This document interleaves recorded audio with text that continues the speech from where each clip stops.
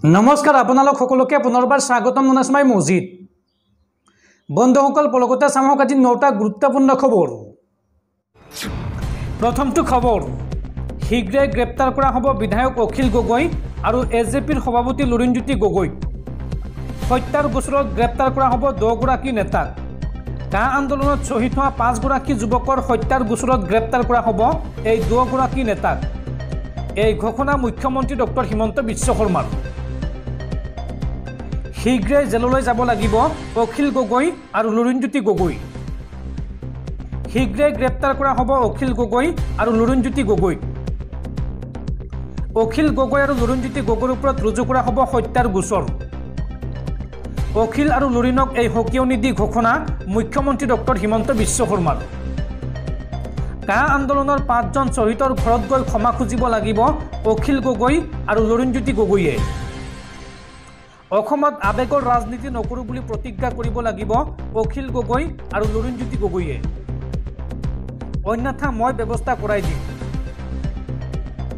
4 দিনৰ সময়সীমা বান্ধি দিলে অখিল গগৈ আৰু লুৰিণজ্যোতি গগৈক মুখ্যমন্ত্ৰী ডক্টৰ হিমন্ত বিশ্ব শৰ্মাই। ৰাজ্যত কা আন্দোলন হ'ল, 2 কোটি মানুহ আহিব বুলি ক'লে, কিন্তু এজনো নাহিল। কা আন্দোলন যে ফাঁকি আছিল সেই কথা অখিল গগৈ আৰু লুৰিণজ্যোতি গগৈয়ে মানি ল'ব লাগিব। সত্যৰ ৰূপত কা আন্দোলন কৰিলে কেছ নহয়, কিন্তু অসত্যৰ ৰূপত আন্দোলন কৰিলে কেছ হ'বই। এই মন্তব্য মুখ্যমন্ত্ৰী ডক্টৰ হিমন্ত বিশ্ব শৰ্মাৰ। পৰৱৰ্তী খবৰ, মেট্ৰিক আৰু উচ্চতৰ মাধ্যমিকৰ পৰীক্ষা দিয়া শিক্ষাৰ্থীলৈ ডাঙৰ খবৰ। জাতিগত প্ৰমাণ পত্ৰৰ বাবে শীঘ্ৰেই কৰক আবেদন। এইবাৰ নাম ভৰ্তিৰ বাবে চৰকাৰে দিব টকা। এই সন্দৰ্ভত জৰুৰী নিৰ্দেশনা জিলা প্ৰশাসনৰ। মেট্ৰিক আৰু উচ্চতৰ মাধ্যমিকৰ পৰীক্ষা দিয়া শিক্ষাৰ্থীলৈ ডাঙৰ খবৰ। প্ৰতিগৰাকী শিক্ষাৰ্থীলৈ জিলা প্ৰশাসনৰ তৰফৰ পৰা জনোৱা হৈছে বিশেষ আহ্বান। জাতিগত প্ৰমাণ পত্ৰৰ বাবে শীঘ্ৰেই কৰক আবেদন। নতুন নাম ভৰ্তিৰ বাবে যাতে শিক্ষাৰ্থীৰ অসুবিধা নহয় তাৰ প্ৰতি লক্ষ্য ৰাখি এই বিশেষ ঘোষণা কৰা হৈছে। আবেদন কৰাৰ 15 পৰা 20 দিনৰ ভিতৰত লাভ কৰিব জাতিগত প্ৰমাণ পত্ৰ। শিৱসাগৰ জিলা প্ৰশাসনে শিক্ষাৰ্থীসকলক জনাইছে এই আহ্বান। উল্লেখযোগ্য যে বিহুৰ পিছতে ঘোষণা কৰা হ'ব মেট্ৰিক আৰু উচ্চতৰ মাধ্যমিকৰ ফলাফল। এইবাৰ প্ৰতিগৰাকী শিক্ষাৰ্থীয়ে নাম ভৰ্তিৰ বাবে লাভ কৰিব ধন। মেট্ৰিক উত্তীৰ্ণ শিক্ষাৰ্থীয়ে লাভ কৰিব 10,000কৈ টকা আৰু উচ্চতৰ মাধ্যমিক উত্তীৰ্ণ শিক্ষাৰ্থীয়ে লাভ কৰিব 12,500 টকাকৈ। আনহাতে স্নাতক উত্তীৰ্ণ শিক্ষাৰ্থীয়ে লাভ কৰিব 25,000কৈ টকা। আৰু শীঘ্ৰেই শিক্ষাৰ্থীসকলে আবেদন কৰক জাতিগত প্ৰমাণ পত্ৰৰ বাবে, এই আহ্বান জনাইছে প্ৰশাসনে। পৰৱৰ্তী খবৰ, ৰাজ্যত পুনৰ ভয়ংকৰ পথ দুৰ্ঘটনা। গৰু বিহুৰ দিনাই ৰাজ্যৰ ভিন্ন প্ৰান্তত হোৱা কেইবাটাও ভয়ংকৰ পথ দুৰ্ঘটনাত 10জন লোকৰ মৃত্যু হৈছে আৰু এই দুৰ্ঘটনাক লৈ ৰাজ্যজুৰি শোকৰ ছাঁ। গৰু বিহুৰ দিনাই ৰাজ্যত কেইবাটাও ভয়ংকৰ পথ দুৰ্ঘটনা।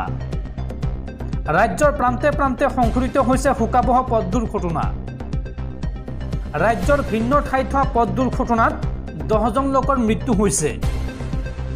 ৰূপহীহাটত দ্ৰুতবেগী বলেৰৰ খুন্দাত প্ৰাণ গ'ল ৰফিকুল ইছলাম নামৰ এগৰাকী যুৱকৰ।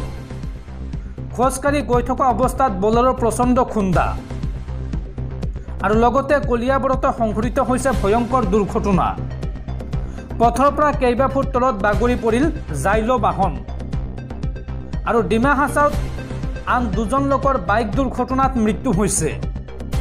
লগতে মিৰ্জাত 5জন বাইক আৰোহী গুৰুতৰভাৱে আহত হৈছে। বন্ধুসকল, তাৰপিছত 4 নম্বৰ খবৰটো জনোৱাৰ আগতে আপোনালৈ এটা সৰু ৰিকুৱেষ্ট, যদি তেওঁলোকে এইটো ভিডিঅ'ত লাইক কৰা নাই তেন্তে প্লিজ এটা লাইক কৰি দিয়ক।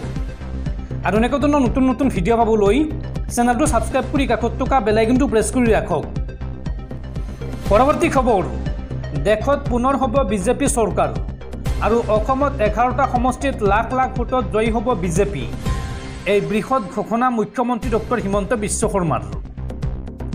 ৰাজ্যৰ 11টা সমষ্টিত আমি লাখ লাখ ভোটত জিকিম। নগাঁও আৰু কৰিমগঞ্জত প্ৰতিদ্বন্দ্বিতা হ'ব আৰু ধুবুৰীত মই যোৱা নাই, সেইবাবে তাৰ বিষয়ে ক'ব পৰা নাই। এই মন্তব্য ৰাজ্যৰ মুখ্যমন্ত্ৰী ডক্টৰ হিমন্ত বিশ্ব শৰ্মাৰ। পৰৱৰ্তী খবৰ, ভাৰতৰ চুবুৰীয়া ৰাষ্ট্ৰ পাকিস্তানত সংঘটিত হৈছে এক ভয়ংকৰ ঘটনা। পাকিস্তানৰ বেলুচিস্তানত ভয়ংকৰ সন্ত্ৰাসবাদীৰ আক্ৰমণৰ ঘটনা সংঘটিত হৈছে। সন্ত্ৰাসবাদীয়ে গুলীয়াই হত্যা কৰিছে 11জনকৈ লোকক। পাকিস্তানৰ বেলুচিস্তানত ভয়ংকৰ সন্ত্ৰাসবাদীৰ আক্ৰমণ। 9জন বাটযাত্ৰীক গুলীয়াই হত্যা কৰিলে সন্ত্ৰাসবাদীয়ে। বাছৰ পৰা নমাই ঘন অৰণ্যলৈ নি গুলীচালনা সন্ত্ৰাসবাদীৰ। পাকিস্তান আৰক্ষীয়ে এই সন্দৰ্ভত প্ৰকাশ কৰিছে এই তথ্য। 11গৰাকী বাটযাত্ৰীক অপহৰণ কৰি পাহাৰলৈ নিছিল সন্ত্ৰাসবাদীয়ে আৰু তাৰে 9জনক গুলীয়াই হত্যা কৰিলে সন্ত্ৰাসবাদীয়ে। আৰু এই ঘটনাৰ দ্বিতীয় দিনাও এখন বাহনলৈ গুলীচালনা কৰিছিল সন্ত্ৰাসবাদীৰ দলে আৰু বাহনখনত থকা 2জন লোক থিতাতে নিহত হয়। আৰু এই ঘটনাৰ পিছতেই হাই এলাৰ্ট জাৰি কৰিছে পাকিস্তান আৰক্ষীয়ে। বেলুচিস্তানত শান্তি ভংগৰ উদ্দেশ্যে এই কাণ্ড সন্ত্ৰাসবাদীৰ। আৰু এই পৰ্যন্ত কোনো সংগঠনে স্বীকাৰ কৰা নাই এই ঘটনাৰ দায়িত্ব। আক্ৰমণত জড়িত এজনো সন্ত্ৰাসবাদী হাৰি নাযাব। এই হুংকাৰ বেলুচিস্তানৰ মুখ্যমন্ত্ৰী মীৰ সৰফৰাজৰ। আৰু আক্ৰমণকাৰীক বিচাৰি এই মুহূৰ্তত বৃহৎ অপাৰেশ্যন আৰম্ভ কৰিছে পাকিস্তানৰ নিৰাপত্তাৰক্ষীয়ে। পৰৱৰ্তী খবৰ, নিৰ্বাচনৰ প্ৰাকক্ষণত গৌৰৱ গগৈক ধন দিবলৈ গৈ আটক হৈছে কংগ্ৰেছ কৰ্মী। ফ্লাইং স্কোৱাডৰ অভিযানত 1 লাখ টকাসহ ধৰা পৰিছে চাহাবুদ্দিন মজুমদাৰ নামৰ এইগৰাকী ব্যক্তি। চাহাবুদ্দিনক আটক কৰিছে যোৰহাট আৰক্ষীয়ে। উল্লেখযোগ্য যে হজাৰ সংখ্যালঘু গোটৰ সভাপতি চাহাবুদ্দিন মজুমদাৰ। পৰৱৰ্তী খবৰ, পুনৰ এইবাৰ নিৰ্বাচন খেলিব শুকুৰ আলীয়ে। এইবাৰ ধুবুৰী লোকসভা সমষ্টিত নিৰ্দলীয় প্ৰাৰ্থীৰূপে প্ৰতিদ্বন্দ্বিতা কৰিবলৈ সাজু হৈছে শুকুৰ আলী। ধুবুৰী জিলা উপায়ুক্তৰ কাৰ্যালয়ৰ পৰা ইতিমধ্যে সংগ্ৰহ কৰিছে মনোনয়ন পত্ৰ আৰু অহা 17 এপ্ৰিলত মনোনয়ন পত্ৰ দাখিল কৰিব শুকুৰ আলীয়ে। পৰৱৰ্তী খবৰ, জিপেৰ নতুন সংস্কৰণ। স্কেন কৰিলে দেখা পাব বিজেপি চৰকাৰৰ দুৰ্নীতি। জনপ্ৰিয় ই-ৱালেট জিপেৰ শৈলীত নিৰ্মাণ কৰা হৈছে এখন পোষ্টাৰ। পোষ্টাৰত সন্নিৱিষ্ট হৈ আছে প্ৰধানমন্ত্ৰী নৰেন্দ্ৰ মোদীৰ ছবি। তামিলনাডুত নিৰ্বাচনৰ পূৰ্বে এই সন্দৰ্ভত বিতৰ্কৰ সৃষ্টি হৈছে। বিজেপিৰ অভিযোগ যে প্ৰধানমন্ত্ৰীক বদনাম কৰিবলৈ ৰাজ্যজুৰি এই পোষ্টাৰখন প্ৰচাৰ কৰা হৈছে।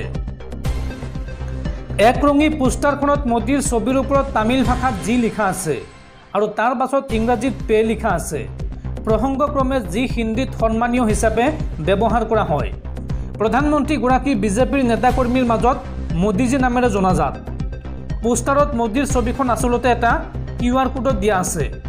এই QR কোড স্মাৰ্টফোনত স্কেন কৰিলে দেখা পাব বিজেপিৰ বিভিন্ন বিষয় যেনে নিৰ্বাচনী বণ্ডৰ দুৰ্নীতি আৰু ধন সৰবৰাহ আদি।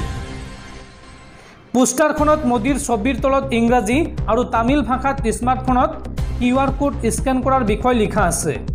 লগতে কেলেংকাৰী দুৰ্নীতি শব্দটো দুটা ভাষাতে লিখা আছে।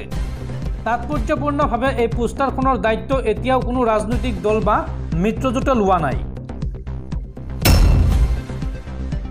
পৰৱৰ্তী খবৰ, নিৰ্বাচনৰ পূৰ্বে কংগ্ৰেছত পুনৰ মক্ষম আঘাত।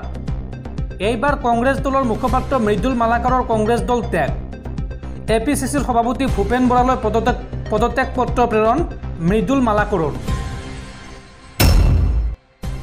পৰৱৰ্তী খবৰ, বিশ্বত আৰম্ভ হোৱাৰ দিশে আন এখন যুদ্ধ। এইবাৰ ইজৰাইলৰ ওপৰত ইৰাণে আৰম্ভ কৰি দিছে একশ্যন। ইজৰাইলৰ জাহাজ মাজ সাগৰতে জব্দ কৰিলে ইৰাণে আৰু আগন্তুক 24 ঘণ্টাত ইজৰাইলৰ ওপৰত হ'ব পাৰে ভয়ংকৰ আক্ৰমণ। এই সন্দৰ্ভত দুয়োখন দেশত জাৰি কৰা হৈছে হাই এলাৰ্ট। ইজৰাইলৰ বিৰুদ্ধে ইৰাণৰ একশ্যন আৰম্ভ। ইৰাণে জব্দ কৰিলে ইজৰাইলৰ এখন জাহাজ। ইৰাণৰ সাগৰীয় অঞ্চলত প্ৰৱেশ কৰাৰ পিছতেই জব্দ কৰা হয় এই জাহাজখন। ইজৰাইলৰ এগৰাকী আৰবপতি ব্যৱসায়ত আছিল এই জাহাজখন। MSC এৰিছ নামৰ জাহাজখন জব্দ কৰে ইৰাণে আৰু আগন্তুক 24 ঘণ্টাত ইজৰাইলৰ ওপৰত ইৰাণে কৰিব পাৰে ভয়ংকৰ আক্ৰমণ। ইজৰাইলত এই মুহূৰ্তত বিৰাজ কৰিছে জৰুৰী অৱস্থায়। উল্লেখযোগ্য যে কালি নিশাৰ ভাগত ইৰাণ সমৰ্থিত হিজবুল্লাই কৰিছিল ভয়ংকৰ আক্ৰমণ।